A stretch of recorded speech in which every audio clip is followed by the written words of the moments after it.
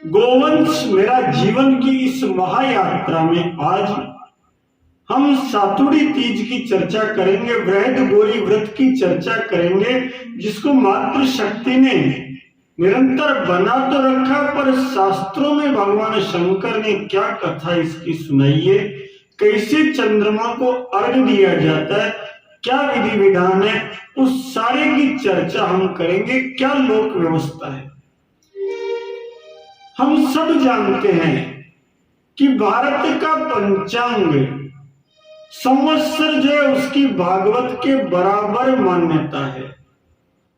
चैत्र वैशाख ज्येष्ठ आषाढ़ श्रावण वाला ये जो पंचांग है सृष्टि का सबसे सुंदर पंचांग है, काल गणना का सबसे अद्वितीय माध्यम है। और इस अद्वितीय माध्यम को निरंतर निरंतर जिन्होंने धर्मवत धारण कर रखा है वो भारत की माताएं हैं, वो भारत की बहनें हैं, जिन्होंने रक्षाबंधन के रूप में, जिन्होंने तीज के रूप में, जिन्होंने गणगौर के रूप में, जिन्होंने होली के रूप में, जिन्होंने दिवाली के रूप में, जिन्होंने करवा चौथ के रूप में इस पंचांग का मान ऐसा बढ़ा रखा है कि सारे त्योहार पर्व पर सबको पंचांग याद आता है। जीवन में धारण किया जाना ही धर्म है, इसलिए इस मातृ शक्ति को ढेर सारी बधाई। लेकिन अनेक चीजें काल के प्रभाव से, शास्त्रों के माध्यम से जो वर्णन किया गया था वो कहीं ना कहीं पीछे छूटता जा रहा है। जैसे इस पर्व में भी भगवती गौ माता के दूध की बहुत महत्ता है, बहुत महत्ता है, पंचामृत की बहुत महत्ता है। ये सब चीजें छूटती जा रही है। कथानक भी जो मूल कथानक जो शास्त्रों में वर्णित है उसके स्थान पर लोक व्यवस्था में अन्य कथाएं प्रचलन में आ गई है। वही कथाएं अपभ्रंश बन गया, केवल उनका विषयांतर हो गया, लेकिन फिर भी वो बनी हुई है, ये उपलब्धि की चीज है। आज लोक व्यवस्था में सातुड़ी तीज कैसे मनाते हैं पहले उसको जाने।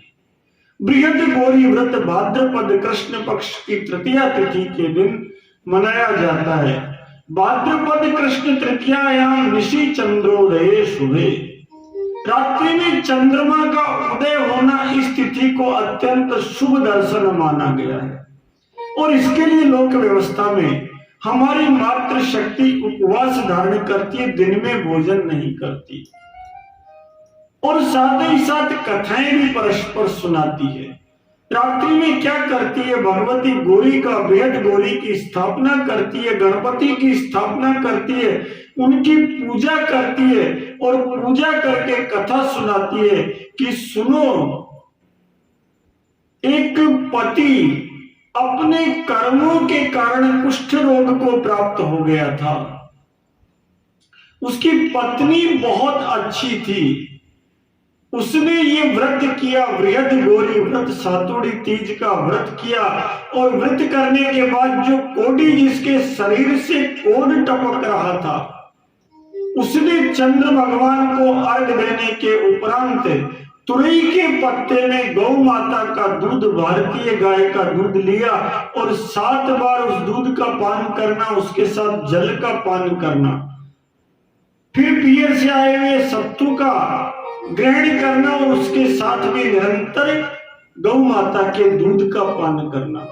वो जो तुरई के पत्ते में जो गाय का दूध था वो पान करती गई, अपने पति को प्रसाद देती गई, और वो जो दूध का अंश उस तुरई के पत्ते से, उस चंद्रमा के दर्शन के प्रभाव से, उस व्रत के प्रभाव से उसके पति के गलित अंगों पर गिरता गया, जिसके कारण देखते ही देखते पति का कुष्ठ रोग समाप्त हो गया।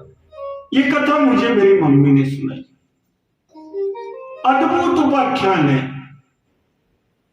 सब सुनते हैं इस कथा को। कितनी बढ़िया बात है। कर्म जनित प्रभावों से यदि गलित कुष्ठ हो जाए तो भी केवल पत्नी के द्वारा ये व्रत उपवास करने के उपरांत जब जगत जननी गौ माता, भारत की गौ माता का दूध तुरई के पत्ते पर लेकर पान कराया जाए, और शरीर के अंगों पर छिड़काव अनायास मिल जाए तो कर्म जनित प्रभाव दूर हो जाते हैं, कुष्ठ रोग समाप्त हो जाता है। कितनी बड़ी बात है।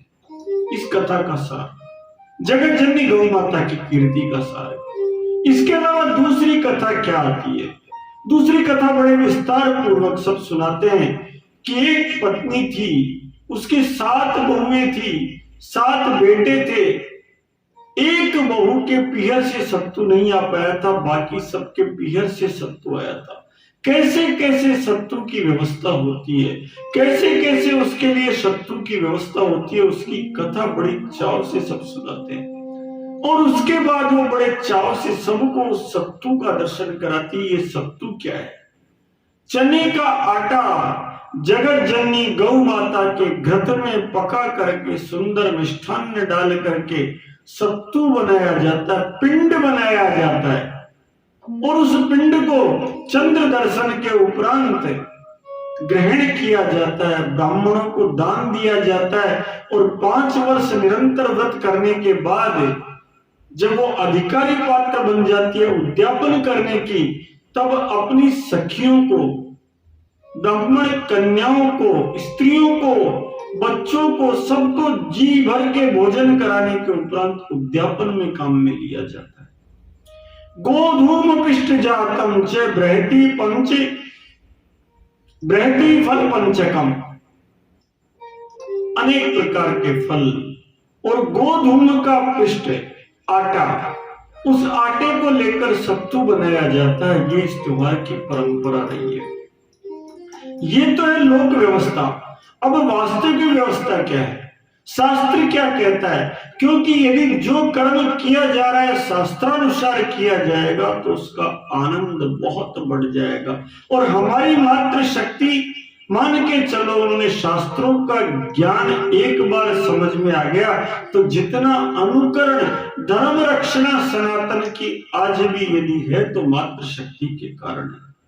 ये मात्र शक्ति है जिसने धर्म का झंडा ऊंचा उठा रखा है।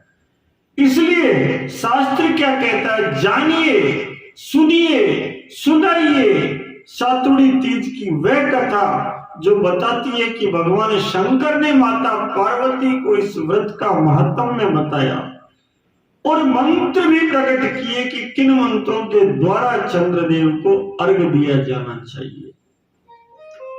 स्नान आदि से निवृत्त होकर के मातृशक्ति दिन भर उपवास करे, शास्त्र कहते हैं।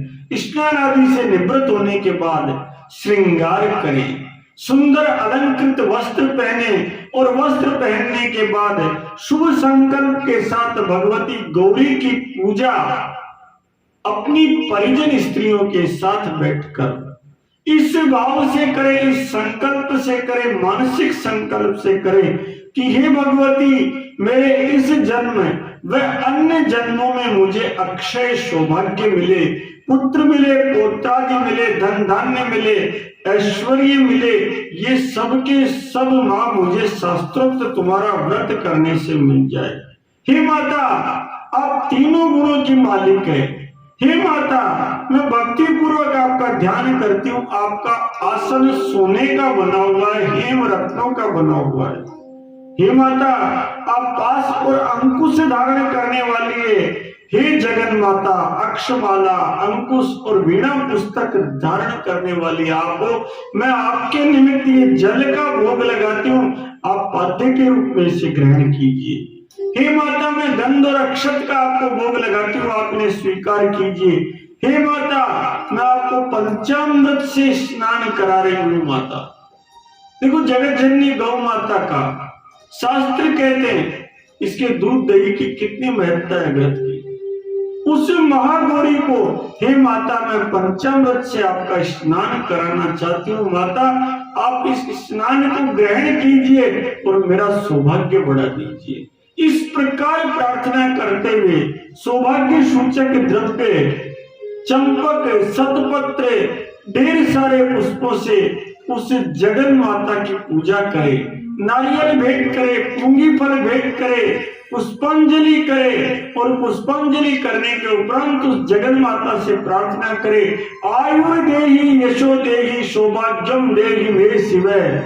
हे माता मुझे आयु दो, हे माता मुझे यश दो, हे माता मुझे सौभाग्य दो, हे जगत जननी, हे शिवा, आपके इस प्रार्थना के साथ में अनेन दोरकम बदत्वा चंद्रायार्घ समर्पयेत्।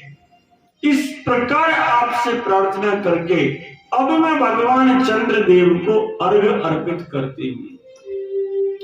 किस मंत्र के साथ अर्घ्य अर्पित करना चाहिए? शास्त्र कहते हैं कि सुनो, चंद्रदेव को अर्घ्य अर्पित करते समय मानसिक वाचन भी हो सकता है, भाव जगत में वाचन भी हो सकता है। शब्द क्या है शास्त्रों में? गगनांगण संदीप मेताम, गगनांग संदीप क्षीराब्दि मथनोद्भव भावा सितादि भोगे रमानुजे नमोस्तुते। हे रमानुजे, हे लक्ष्मी के छोटे भाई, हे गगन के आंगन में, आकाश रूपी आंगन में दिए की तरह चमकने वाले, हे क्षीर सागर में उत्पन्न, हे चंद्रदेव, आपको हमारा अर्घ्य अर्पित हो। इस भाव से हे गगन रूपी क्षीर सागर में दमकते दीपक के समान चंद्रदेव, आपको हमारा अर्घ्य अर्पित हो। हे निशाकर, आपको हमारा अर्घ्य अर्पित हो। हे भगवती लक्ष्मी के छोटे भाई, हे समुद्र मंथन से निकले हुए चंद्रदेव, आपको हमारा अर्घ्य अर्पित हो। इस प्रकार का भाव लेकर के भगवान चंद्रदेव को अर्घ्य अर्पित करें और उसके पश्चात तुरई के पत्ते में से दूध 7 बार पान करने के बाद प्रसाद ग्रहण करें उस सत्तू का जो पीहर से आया हुआ है। क्या कथा सुननी चाहिए शास्त्रों के अनुसार? मैंने लोकाचार की कथा सुनाई। शास्त्र क्या कहते हैं? एक ऋषि कन्या ने सबसे पहले पूछा कि बताओ ये पहली बार ये व्रत किसने किया और इस व्रत का क्या पुण्य फल मिला? ये सुनकर विजया बोली कि सुनो, ये व्रत सबसे पहले मुझे माता पार्वती ने कहा है। और इस कथा को सूची महाराज ने नैमिषारण्य वासी ऋषियों को सुनाया और उनको कहा कि सुनो, माता पार्वती को ये व्रत का प्रभाव, इसका महत्व और इसकी कथा स्वयं साक्षात भगवान शंकर ने सुनाई। माता पार्वती और भगवान शंकर एक स्थान पर बैठे थे। माता पार्वती ने उनसे प्रश्न किया, शंभो त्वाम प्रष्टुमिच्छामि करुणाकर शंकर। हे भगवान शंकर, हे करुणाकर, हे दयानिधि, मैं आपसे पूछना चाहती हूँ कि सारी बाधाओं का शमन कैसे हो सकता है, सारी इच्छाओं की पूर्ति कैसे हो सकती है, सर्व बाधोपशमनम सर्व काम फलप्रदम, किस प्रकार से इनका शमन हो सकता है? तब शंकर भगवान ने कहा कि सुनो पार्वती, मैं तुम्हें उस व्रत को सुनाता हूं जो आरोग्य देता है, जो आयु देता है, जो पुत्र देता है, जो पौत्र देता है। इस विशेष व्रत को, ये गोपनीय है, परम दुर्लभ है। सुनो इस व्रत को, जिनने किया उनकी कथा के साथ तुम्हें व्रत सुनाता हूं। यही सातुरी तीज की व्रत कथा है। द्वापर युग की बात है। पार्वती पांडु महाराज के यहाँ प्यारी सुंदर 16 वर्षीय भगवती कुंती से उनका विवाह हुआ, लेकिन संतान प्राप्ति नहीं हुई, क्योंकि पांडु महाराज के शरीर में कुछ दोष ऐसे थे जिससे संतान प्राप्त नहीं हो सकती थी। उन्होंने स्वयं ने कहा कि सुनो भगवती, मुझे ऋषि का श्राप प्राप्त है, इस कारण संतान नहीं हो पाएगी। अपने पति के ऐसे वचन सुनने के बाद एक समय की बात है, भगवती कुंती अपने पिता के घर में थी, तब भगवान वेदव्यास के दर्शन मिले और वेदव्यास से पार्वती उन्होंने नमस्कार करके पूछा कि महाराज, मुझे पुत्र संतान चाहिए, तो मुझे क्या करना होगा? तो वेदव्यास जी महाराज ने कहा कि सुनो भगवती कुंती, आप बृहति गौरी का व्रत धारण कीजिए। बृहति गौरी का भाद्रपद कृष्ण पक्ष तृतीय के दिन आप बृहति गौरी का व्रत धारण कीजिए। उस दिन चंद्र का दर्शन करके व्रत खोलिए, बहुत शुभ होता है वो चंद्रमा। इस बृहति गौरी का, इस सातुरी तीज का व्रत धारण करने से सब कुछ मिल जाता है। इसलिए चंद्रोदय के समय मौन भाव से जाकर उनको अर्घ देना चाहिए। ये सब संपत्तियों को प्राप्त कराता है और स्त्री को पुत्र दिलाता है, पौत्र दिलाता है, सारे सुख दिलाता है और अन्न से सुखी करता है और भूमि के दान और हिरण्य दान से भी अधिक फल वाला होता है। कम से कम 5 वर्ष तक इस व्रत को करना चाहिए, उसके पश्चात भले इसका उद्यापन किया जा सकता है। इस व्रत के प्रभाव से जो इस व्रत को करता है उसे सारे के सारे लाभ मिल जाते हैं। इस प्रकार जब उन्होंने कुंती को कहा तो भगवती कुंती ने इस व्रत को धारण किया और उसके प्रभाव से उन्होंने श्रेष्ठ संतान को प्राप्त किया। इसी व्रत का अन्य वर्णन करते हुए वो कहते हैं कि सुनो, एकाग्र चित्त से एक ब्राह्मण कन्या ने इस व्रत को किया, तब यमराज के जो दूत आए हुए थे उनसे अपने पति की रक्षा करने में वो समर्थ हो गई। इस प्रकार भगवती गौरी का ये जो व्रत है ये यम के लोक से पति को छुड़वाता है, अक्षय सुहाग को दिलाता है, पुत्र दिलाता है, पौत्र दिलाता है, इस जन्म में नहीं अगले जन्म के अक्षय सुखों की व्यवस्था करता है। इसलिए इस भाव से सभी को ये बृहत गौरी का व्रत करना चाहिए। जगत जननी लक्ष्मी मात की, जगत जननी सरस्वती मात की, जगत जननी दुर्गा मात के, जगत जननी गौ मात के इस गौरी स्वरूप को ढेर सारा चरण वंदन, ढेर सारा चरण वंदन, ढेर सारा चरण वंदन।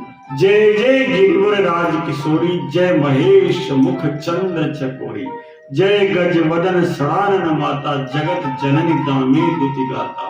नहीं तब आदि मध्य अवसाना, अमित प्रभाव वेद नहीं जाना। जिसके अमित प्रभाव को वेद नहीं जानते उस भगवती गौरी की वंदना हमारी मात्र शक्ति जिस भाव से कर रही है उस भाव में शास्त्र का भाव समाहित हो जाए।